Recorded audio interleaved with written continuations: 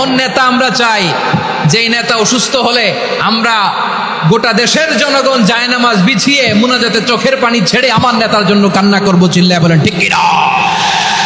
আমরা এই স্বাধীনতার পর থেকে এটাই দেখেছি, লুটপাট, দুর্নীতি, মারামারি, দেশের টাকা পাচার, আছে না নাই?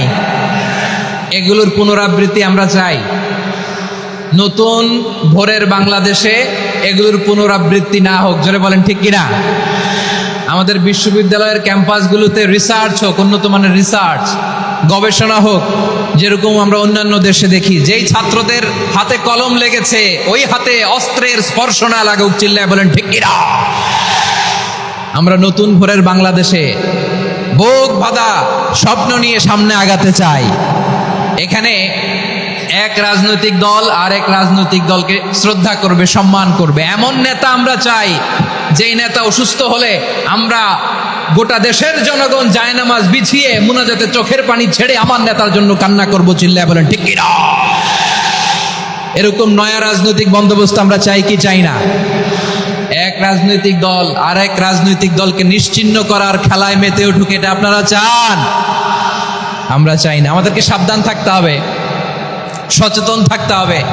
দেখবেন এই যে আমরা ঐক্যবদ্ধ, আমরা সম্প্রীতির বাংলাদেশ গড়তে চাই, আমরা সমৃদ্ধির বাংলাদেশ গড়তে চাই, নানা ধরনের চক্রান্ত। রিসেন্টলি দেখবেন এই শান্ত শিষ্ট ইসলাম প্রিয় শান্তিপ্রিয় মুসলিমদেরকে উস্কানি দেয়া হচ্ছে, উত্তেজিত করার জন্য আমার নবীকে গালি দেয়া হচ্ছে।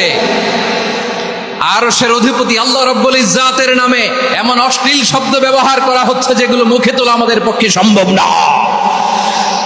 প্রিয় ভাইরা, আমরা আজকের এই চাঁপাইনবাবগঞ্জের বিশাল ঐতিহাসিক তাফসীরুল কোরআনের প্রোগ্রাম থেকে এই এন্টিরিম গভর্নমেন্টের কাছে বিনীত আবেদন জানাতে চাই, আপনারা শান্তিপ্রিয় মুসলিম জনতার ধৈর্যের পরীক্ষা নেবেন না।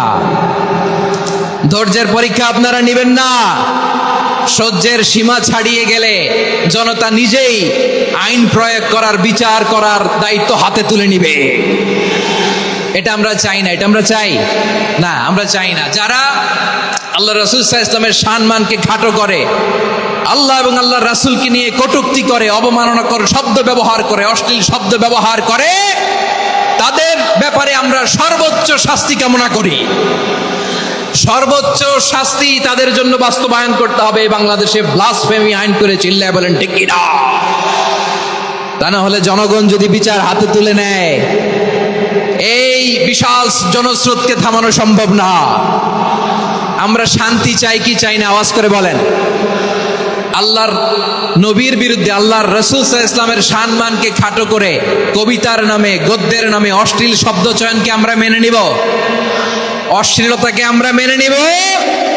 কারণ আল্লাহর নবী আমার ঈমান, আমার নবী আমার ঈমান। নবীকে ভালোবাসা ঈমানের অংশ শুধু এতটুকু নয়, আমার নবীর ভালোবাসাটাই হচ্ছে ঈমান, চিল্লায় বলো ঠিক কিনা?